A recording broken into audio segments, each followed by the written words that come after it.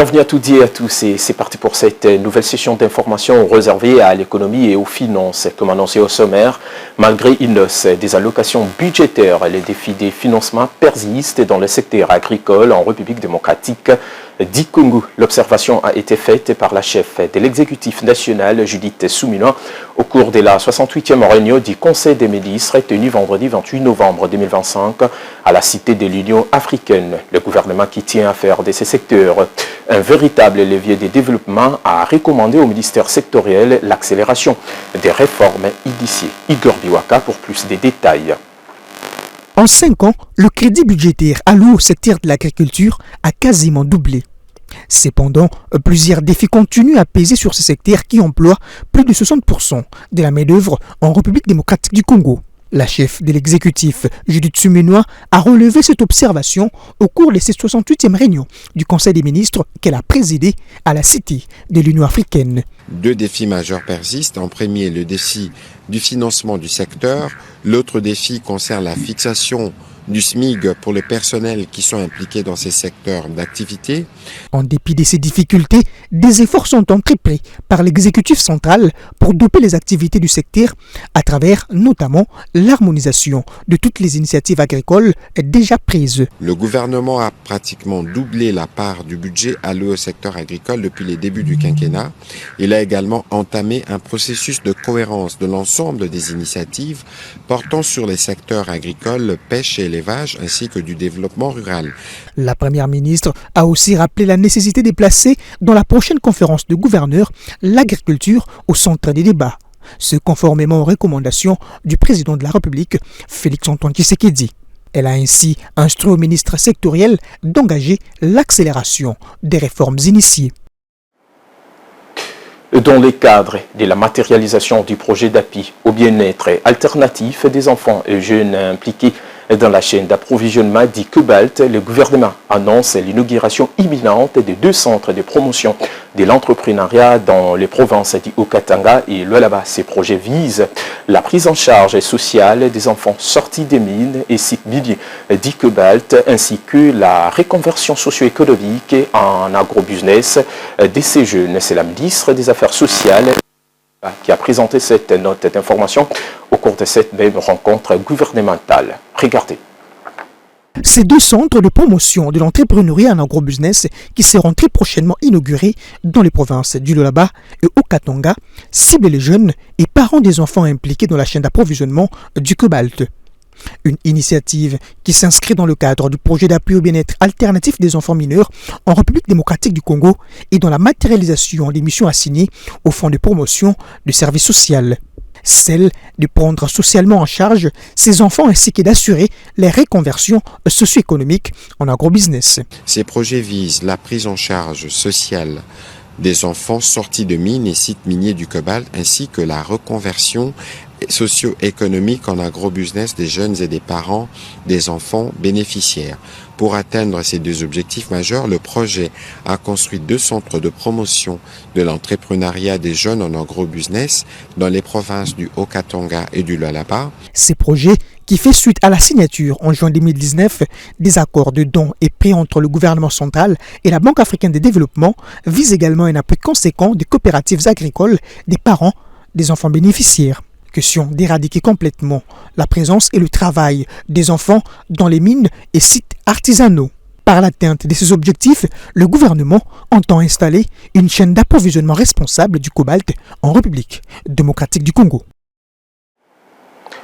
Autre chose à présent, un budget conséquent est prévu pour faire fonctionner les parlements de la jeunesse qui sera très prochainement créé. C'est la première ministre Judith Suminwa qui l'a fait savoir à l'occasion de la célébration le 27 novembre dernier de la Journée mondiale de l'enfance sous le thème national « Promouvoir l'inclusion des enfants dans la gestion des affaires publiques » organisée par le ministère du Genre, Famille et Enfants en collaboration avec l'UNICEF. Cet événement a connu la participation de plusieurs personnalités publiques. Images et commentaires. Cette activité a connu la participation de la première ministre Judith Suminwa Tuluka. Dans sa prise de parole, la chef de l'exécutif a réaffirmé l'implication de son gouvernement pour le retour de la paix dans l'est de la RDC où des millions d'enfants vivent dans les conditions d'extrême précarité. Ce avant de préconiser un budget qui sera alloué pour le Parlement de la jeunesse dont la création s'annonce très prochainement. La commémoration de cette année nous interpelle tous face à notre devoir et à notre responsabilité sur la situation de l'enfant, tant dans notre pays que dans le monde. Comme chacun le sait, la vision de son Excellence, Monsieur le Président de la République, chef de l'État, est reprise à travers les différents axes des 6 piliers du programme d'action du gouvernement que j'ai la charge de conduire. Des mesures phares comme la gratuité de l'enseignement primaire, la gratuité de la maternité et des soins du nouveau-né illustrent la volonté à placer le bien-être de l'enfant au cœur de nos actions. Pour la patronne de l'exécutif, l'inclusion effective des enfants dans la gestion des affaires publiques permettra à la jeunesse congolaise d'être considérée, préparée, résiliente pour relever le multiple défis d'un monde en constante évolution. Bien avant le speaker de la première ministre, le ministre de l'Emploi et Travail, représentant la ministre du Genre, Famille et Enfants, avait, au nom de sa collègue, salué la thématique retenue qui s'est inscrite dans la vision du président de la République qui fait de la protection de l'enfant, de la dignité de la famille et de la justice sociale une des priorités nationales. Je l'ai également annoncé au sommaire, les fonds spéciaux pour la promotion de l'entrepreneuriat et l'emploi des jeunes, FSPJ en sigle, a organisé vendredi 28 novembre dernier à l'Université pédagogique nationale UPN en sigle une journée dédiée à l'emploi et à l'entrepreneuriat placée sous le thème « Oser pour transformer, bâtir une carrière utile, engagée et porteuse des changements ». Cette rencontre, animée par le directeur général du FSPJ, Joseph Mbouyi, a rassemblé de nombreux jeunes, pour la plupart étudiants, autour de leur transformation qui commence par le courage d'oser. Bédita Isiabo et Ruben Manata nous livrent les détails de cette activité.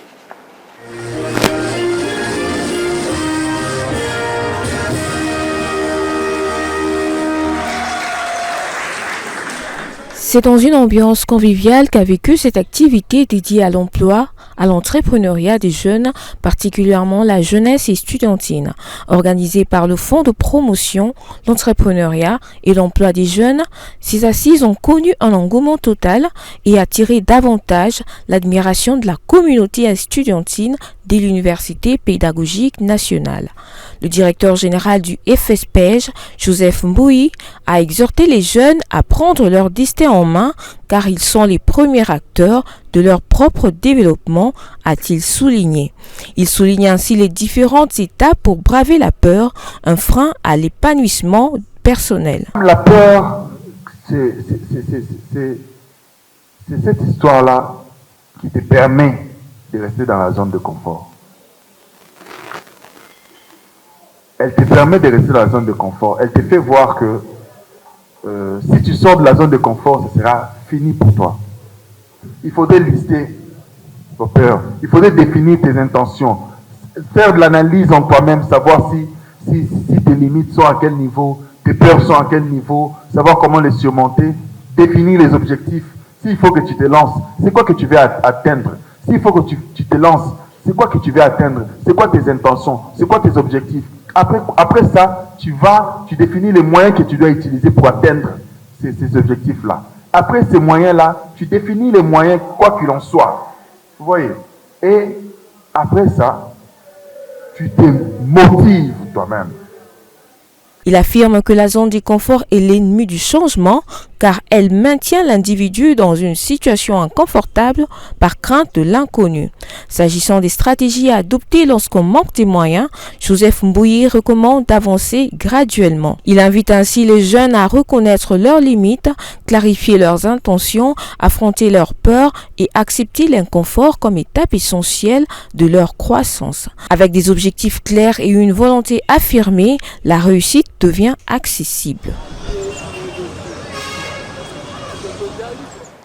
Et dans le reste de l'actualité, la loi sur la suppression du délai des poursuites, des infractions, des corruptions et des concussions a été voté à l'unanimité à l'Assemblée nationale par les élus du peuple. Une première pour la République démocratique du Congo. Désormais, tous les délits commis par les personnes revêtues des mandats publics pendant l'exercice de leurs fonctions seront poursuivis, même après leur mandat. Cette nouvelle réforme vient renforcer la bonne gouvernance et surtout permettre à l'État congolais de lutter efficacement contre les détournements des deniers publics. C'est ce qu'estime Maître Grace Tuiza, avocat et analyste économique, interrogé ce samedi 29 novembre par Patrick Mukengeshaï et Eddie Bouma. Nous avions loué cette initiative des élus du peuple qui finalement ont pris conscience, c'est savoir que le maître mot de notre pays, c'est la corruption, l'impunité, la concussion et toute forme d'inversion de valeur. Lever une option de supprimer les délais de prescription des poursuites, des infractions comme corruption, concussion, et je pense que c'est une prise de conscience à louer dans l'ensemble du territoire national parce que c'est du nouveau. Aujourd'hui, vous avez au moins le sénateur qui passe sénateur sous base de corruption savent que leurs actes ne resteront jamais impunis. Et ces députés qui élisent des sénateurs provinciaux, qui élisent des sénateurs sous base de corruption, pensent qu'ils ne seront plus jamais impunis. Et que le Libanais, les opérateurs économiques, le ministre, qui ont pour mode opératoire pour se positionner, s'imposer, c'est la corruption. Je pense qu'ils doivent savoir que même après fonction, ils peuvent être poursuivis. Même après 10 ans, ils peuvent être poursuivis parce qu'il n'y a plus de prescription de ces infractions-là. J'ai loué et c'est une initiative que tous les Congolais doivent louer.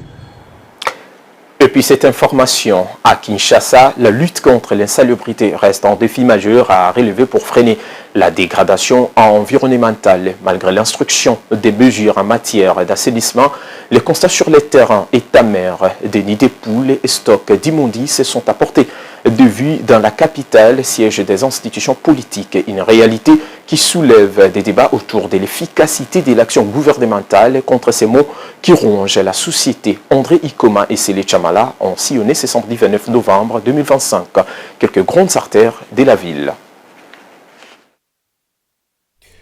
Malgré le travaux de réhabilitation des routes et des curages des caniveaux initiés dans la capitale, l'insalubrité demeure criante.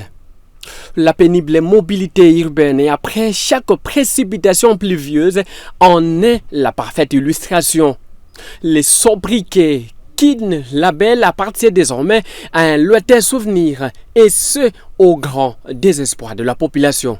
Flaques d'eau sur la chaussée, nids de poules, des immondices et de déchets à portée de vue, pour ne pas dire à perte de vue, désolant et ternissent l'image de la capitale, siège des institutions comme c'est le cas dans quelques grandes artères. Si vous prenez les avenues Colonel Ibéa, à côté de l'Unicyc, en allant vers le casier judiciaire, les caniveaux sont bouchés. Vous prenez encore le boulevard du 30 juin, de la Mission à Sosa, Esca. Il y a beaucoup de trous. Il faut que l'hôtel de ville prenne ses responsabilités.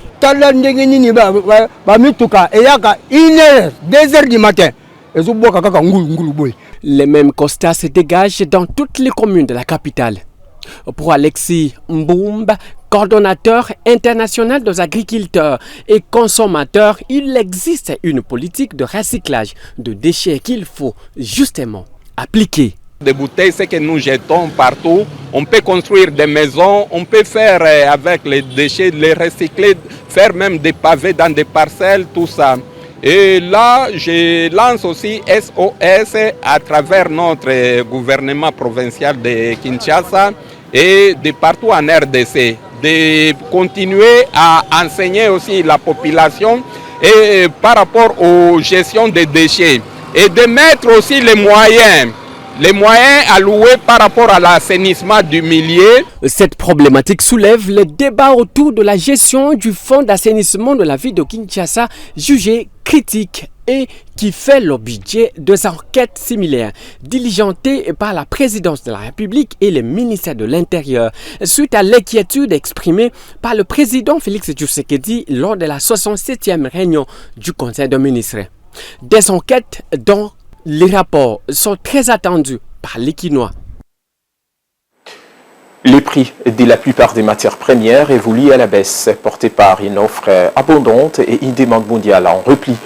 Le pétrole, les métaux et les produits alimentaires ont enregistré tous des mouvements significatifs selon la note des conjonctures économiques de la Banque centrale du Congo au 21 novembre 2025. D'autres détails dans ce récit signé Ben Chokuta. Au 20 novembre 2025, le prix du baril de pétrole a chuté à 62,6 $ américains. Une baisse hebdomadaire de 3,2% attribuée à un excédent d'offres de l'ODEP+, et à un ralentissement de la demande mondiale. Sur un an, le recul dépasse 16%.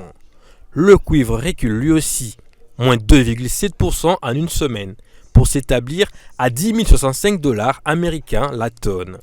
La baisse s'explique par une demande moins dynamique, notamment en Chine. Mais sur l'année, le métal rouge reste en nette progression.